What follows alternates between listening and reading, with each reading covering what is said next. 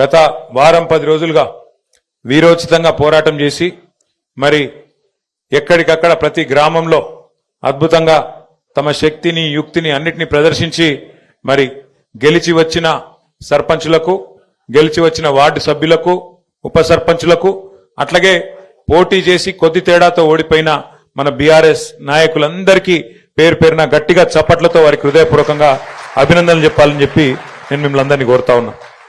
ఇది నిజంగా కూడా చెప్పాలంటే పార్లమెంటు గెలుచుడు అల్కగానే, కానీ పంచాయతీలో గెలుచుడు కష్టం.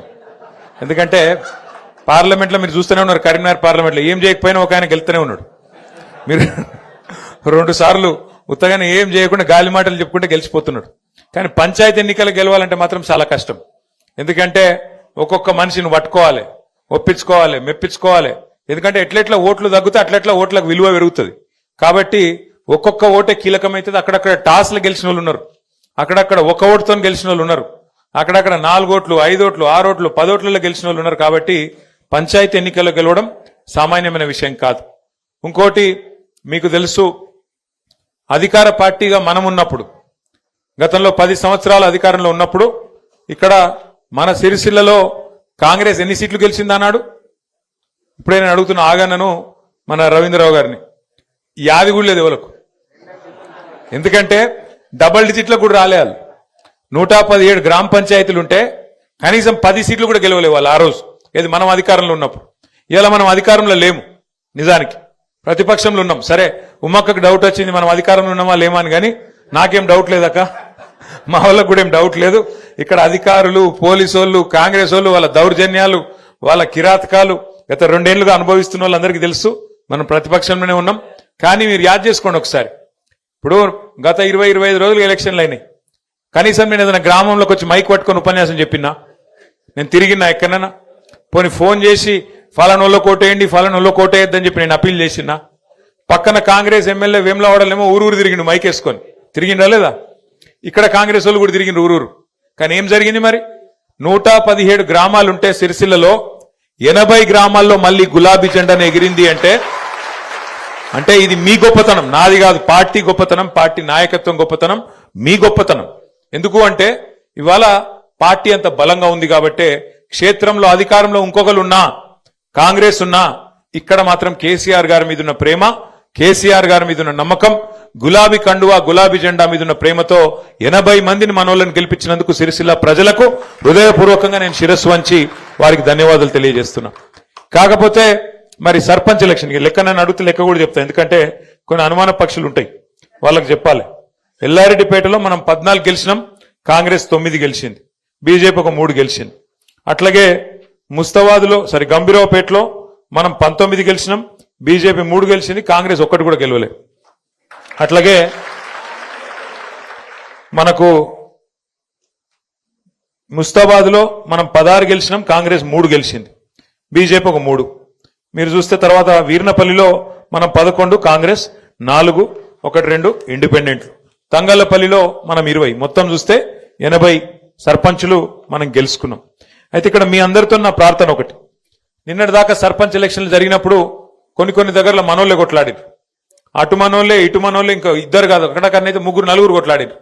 కొట్లాడినప్పుడు ఎవరికి ఏం చేయాలనో అర్థం కాలేదు. నిజానికి పార్టీ కూడా ఏమవుతుంది, ఒక ఊళ్ళే కొంతమంది అటు పోతారు, కొంతమంది ఇటు పోతారు, కులం పేరు మీదనో లేకపోతే దోస్తాన పేరు మీదనో ఇంకో దాని పేరు మీదనో అలగలగ అవుతారు, కొట్లాడతారు. కానీ ఇప్పుడు మన ఎండాకాలం వచ్చిందంటే మన దగ్గర క్రికెట్ మ్యాచ్లు పెట్టుకుంటాం, ఊళ్ళల్లో క్రికెట్ మ్యాచ్లు, వాలీబాల్ మ్యాచ్లు, కబడ్డీ మ్యాచ్లు పెట్టుకున్నప్పుడు ఏమవుతుంది, ఊళ్ళోనే 4 టీంలు అవుతాయి, కొట్లాడతాం, ఒకళ్ళే గెలుస్తారు, మిగతా 3 టీంలు ఉంటాయి. మరి అదే ఊరోళ్ళు వాళ్ళు కూడా. కానీ గేమ్ అయిపోగానే కలిసిపోతామా లేదా, మళ్ళీ సాయంత్రం దావత్ చేసుకుంటామా లేదా? అవి ఇప్పుడు కూడా గట్లే, దయచేసి మీరు ఉండాలని చెప్పి నేను కోరుతున్నాను. ఎందుకంటే సర్పంచ్ ఎలక్షన్ అయిపోయింది, ఇక పగలు పంచాయతీలు, నిన్న మొన్నటి దాకా కొట్లాడినాం కదా, రేపటి నుంచి వాడిని ముఖం చూడొద్దు, వాడు నన్ను తిట్టినా రోజు ఫలానా కాడ గిట్లా అన్నాడు గట్లా అన్నాడు అని జర మనసులో పెట్టుకోకుండ్రి. ఎందుకంటే మళ్ళీ 4 రోజులకే మళ్ళీ ఎలక్షన్లు ఉన్నాయి. ఇప్పుడు మనకు మళ్ళీ జిల్లా పరిషత్ ఉన్నది, మండల పరిషత్ ఉన్నది, ఈసారి కారు గుర్తుంటది, కేసీఆర్ గారు ఉంటారు. కాబట్టి ఈసారి మాత్రం మళ్ళొక్కసారి క్లస్టర్ బై క్లస్టర్, మనకు గ్రామ పంచాయతీలు 117 ఉన్నాయి, కానీ ఎంపీటీసీలు 57 ఉన్నాయి. కాబట్టి ఈ 117 నేను గౌరవ జిల్లా పార్టీ ప్రెసిడెంట్ గారిని, మా మండలాల అధ్యక్షుల్ని కూడా నేను కోరుతా ఉన్నా, ఏ క్లస్టర్కో ఆ క్లస్టర్, 2 ఊర్లు ఉంటే 2 ఊర్లు, 3 ఊర్లు ఉంటే 3 ఊర్లు, ఒక టీం చేసి ఇప్పటి నుంచే ఒక లెక్క, ఒక ఆలోచన. 57 ఎంపీటీసీలకు గాను 5 జెడ్పీటీసీలకు గాను మన ప్రణాళిక ఏంది? నిన్నటిదాకా కొట్లాడినాం, సరే మరి రేపటి నుంచి మనం ఎట్లా పనిచేద్దాం, ఎట్లా 57 ఎంపీటీసీలు గెలుచుకుందాం అనే దిశగా ఇప్పటి నుంచే మన ఆలోచన మొదలు కావాలి. ఎక్కడెక్కడైనా పంచాయతీలు ఉంటే దయచేసి ఇప్పటి నుంచే మండలాల వారీగా సమన్వయం చేసుకొని ముందుకు నడవాలని చెప్పి నేను మిమ్మల్ని కోరుతా ఉన్నా. దయచేసి ఇక్కడ గెలిచిన వాళ్ళు, అట్లాగే ఓడిపోయిన వాళ్ళు, నిలబడ్డ వాళ్ళు అందరికి కూడా నా ప్రార్థన, ఇది పార్టీ యొక్క ప్రతిష్టకు సంబంధించిన అంశం కాబట్టి మనందరం కూడా ఐకమత్యంగా ముందుకు పోదాం. రేపు జిల్లా పరిషత్ ఎంపీటీసీ ఎలక్షన్లు ఎప్పుడు పెట్టినా, నిన్న మొన్నటిదాకా ఏమనుకున్నామంటే మరి కాంగ్రెస్ ప్రభుత్వం డిసెంబర్ ఆఖరి వారంలోనే నోటిఫికేషన్ ఇస్తుంది జిల్లా పరిషత్కు సంబంధించి అని చెప్పి వార్తలు వచ్చినాయి. కానీ నిన్న ముఖ్యమంత్రి గారి మాట చూస్తే మనసు మార్చుకున్నట్టు అనిపిస్తున్నది. ఎందుకంటే బీఆర్ఎస్ ఈ స్థాయిలో కొడుతుందని ఆయన కూడా అనుకోలే పాపం. ఈ స్థాయిలో అపోజిషన్లు ఉంటే కూడా కేసీఆర్ గారు కాలు బయటకు పెట్టకుండానే, కేసీఆర్ గారు కనీసం నోరు విప్పకుండానే మరి 12,000 సర్పంచులుంటే 32-33% మొత్తం రాష్ట్రంలో బీఆర్ఎస్ కొట్టింది అంటే ఆ దెబ్బకు మరి ఆయన వెనుకకు పోయినట్టే కనబడతా ఉన్నది. ఆ దెబ్బకు మరి వెనుక పోతాడేమో, పెట్టడేమో ఇప్పట్లా అని నేను అనుకుంటా ఉన్నా. కానీ దబ్బన పెడితే కూడా తయారుందాం. ఎక్కడోళ్ళం అక్కడ మనం ఇంతజాం చేసుకుందాం, ఎక్కడోళ్ళం అక్కడ ప్రణాళికలు రూపొందించుకుందాం. ఇక ఓడిపోయిన అభ్యర్థులు ఉంటారు, తక్కువతో ఓడిపోయిన వాళ్ళు ఉన్నారు. మన తంగలపల్లిలో మండల కేంద్రంలో 30 ఓట్లతోనే పాపం అంకార రవీందర్ గారు, గంత పెద్ద ఊళ్ళే 30 ఓట్లు అంటే ఏముంటది, 0.0002% అది ఉంటుంది దాన్ని లెక్క తీస్తే, ఒక గంతతో పోయింది. నేను ఓడిపోయిన క్యాండిడేట్లను కూడా నేను కోరుతా ఉన్నా, దయచేసి మీరు కూడా జనంలో యాక్టివ్ ఉండండి. ఓడిపోయినామని చెప్పి బీరిపోకండి, ఓడిపోయినామని చెప్పి దుప్పటి కప్పుకొని ఇంట్లో వండుకోవద్దు. చలికాలం నాకు ఎరికే, కానీ అట్లా అని చెప్పి ఇంట్లో ఉండొద్దు. ఎందుకంటే ఓడిపోయినాక ఇల్లు తిరిగి థ్యాంక్స్ చెప్పి రావాలి. ఓట్లు వేసిరు మీకు అందరు, గెలిచిన వాళ్ళు చెప్పాలి, ఓడిపోయిన వాళ్ళు కూడా చెప్పాలి. గెలిచిన వాళ్ళు కూడా నేను గెలిచిన కదా, ఇక నేను 5 ఏళ్ళు మళ్ళా ఎలక్షన్ కొట్లాడేది లేదు, నాకేందంటే నడవది. కంపల్సరీ ఇంటింటికి పోవాలి, దండం పెట్టాలి.